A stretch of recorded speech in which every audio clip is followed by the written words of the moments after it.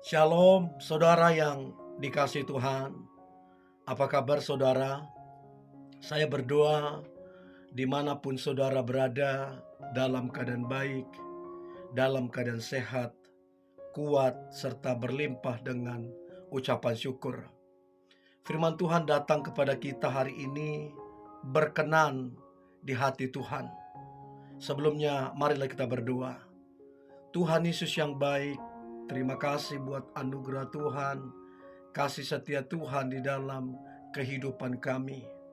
Tuhan, kalau hari ini kami hendak mendengarkan firman-Mu, urapilah kami, agar kami memperoleh pengertian, terlebih kami menjadi pelaku firman-Mu. Kami percaya firman ini akan menguatkan kami, menolong serta memberkati kehidupan kami. Di dalam nama Tuhan Yesus, kami dengarkan firman-Mu. Haleluya. Amin. Berkenan di hati Tuhan. Saudara, sia-sialah kekristenan kita. Sia-sialah pengorbanan kita, pelayanan kita, kalau kemudian hidup kita tidak berkenan di hati Tuhan. Jadi perlu sekali kita mencari tahu, mengejar perkenanan Tuhan, sehingga hidup kita itu menjadi bernilai, menjadi bermakna. Saudara, tidak jaminan dalam pelayanan kemudian kita berkenan, sebab banyak orang jatuh dalam pelayanan. Tidak jaminan orang yang berkorban berkenan di hadapan Tuhan. Ada orang berkorban tapi dosa jalan terus. Jadi saudara, perkenanan itu sangat penting. Dan kita mesti mencari tahu, mesti mengejarnya dengan sungguh. Apa yang menjadi perkenanan Tuhan, sehingga hidup kita, kekristenan kita boleh berkenan di hadapan Tuhan. Nah, kita belajar dari seorang Daud. Daud ini artinya beloved of God, kekasih Tuhan. Saudara, disebut kekasih Tuhan, tentunya itu nggak main-main. Namanya kekasih, tahu bagaimana cara memperlakukan kekasihnya. Dia tahu, itulah kekasih sejati. Nah, kalau dibilang Daud adalah kekasih Tuhan, berarti Daud tahu cara memperlakukan Tuhan dengan yang terbaik. Bahkan di sisi lain, Daud juga disebut orang yang berkenan di hati Tuhan. Jadi dia kekasih Tuhan, dia juga berkenan di hati Tuhan. Ini begitu luar biasa saudara, sangat luar biasa. Apa yang Daud lakukan? Mengapa sampai dia disebut kekasih Tuhan? Mengapa sampai dia berkenan di hati Tuhan? Daud adalah salah satu yang terdekat dengan Tuhan. Hubungan Daud dengan Tuhan adalah hubungan yang selalu bertumbuh. Nggak stuck. Dia bertumbuh. Dia bertumbuh saudara. Hubungan yang sehat adalah hubungan yang bertumbuh. Nggak stuck, nggak juga turun. Nah, kalau kita membaca bagaimana kisah perjalanan seorang Daud. Daud, kisah hidupnya tidak selalu indah, tidak selalu menyenangkan. Dia pernah berada di puncak kesuksesannya. Dia raja, dia punya istana, dia punya keluarga, dia punya pengaruh, dia punya kuasa, dia punya pasukan. Dia kaya raya. Dia juga pernah ada di titik yang paling rendah. Yang paling rendah. Kisah Daud yang paling juga populer. Bagaimana Daud berpura-pura gila karena dia mengalami ketakutan. Bahkan Daud juga pernah melakukan dosa yang begitu keji di hadapan Tuhan. Begitu keji di hadapan Tuhan, dosa perzinahan.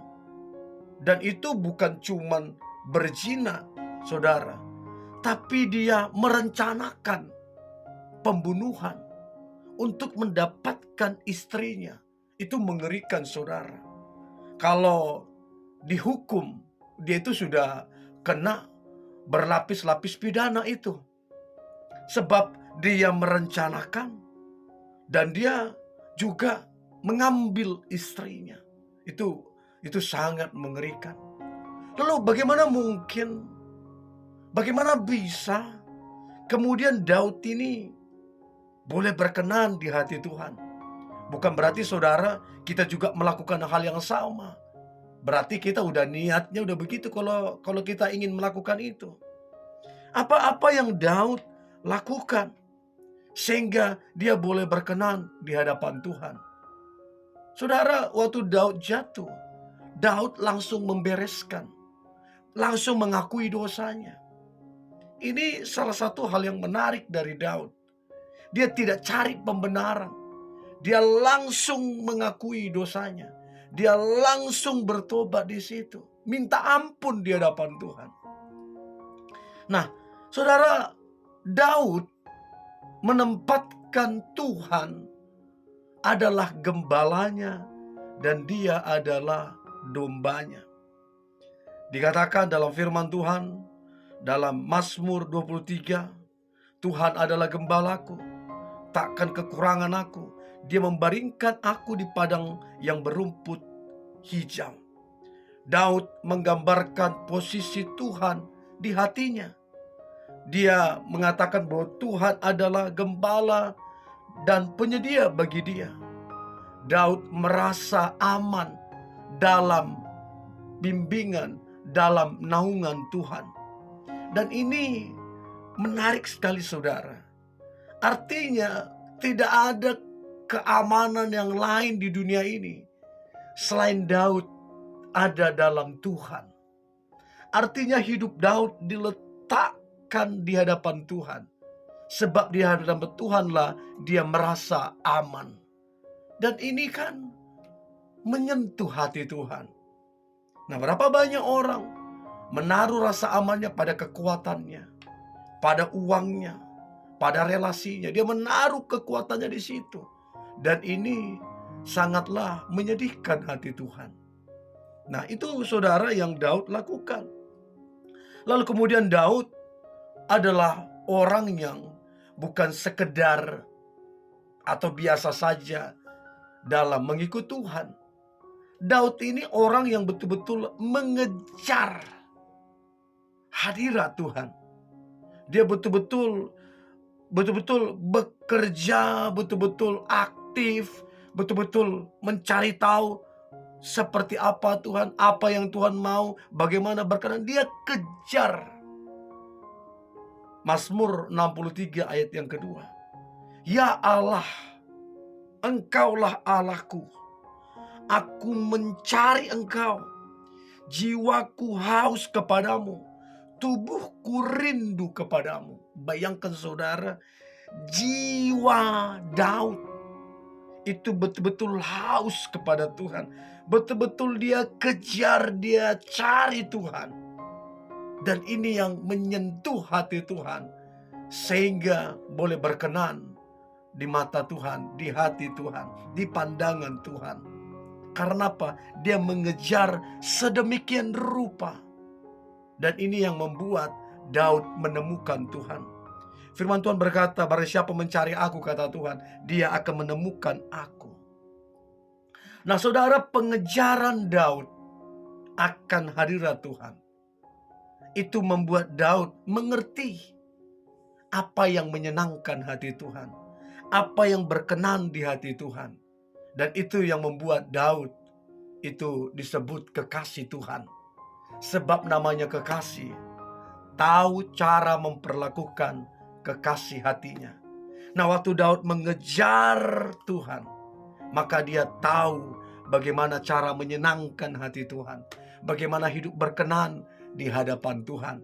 Dan ini membuat Daud itu berkenan di hadapan Tuhan. Dan saudara, kemudian yang terakhir, Daud ini apa adanya di dalam hadirat Tuhan. Tidak ada kepalsuan, saudara. Tidak ada kemunafikan, saudara.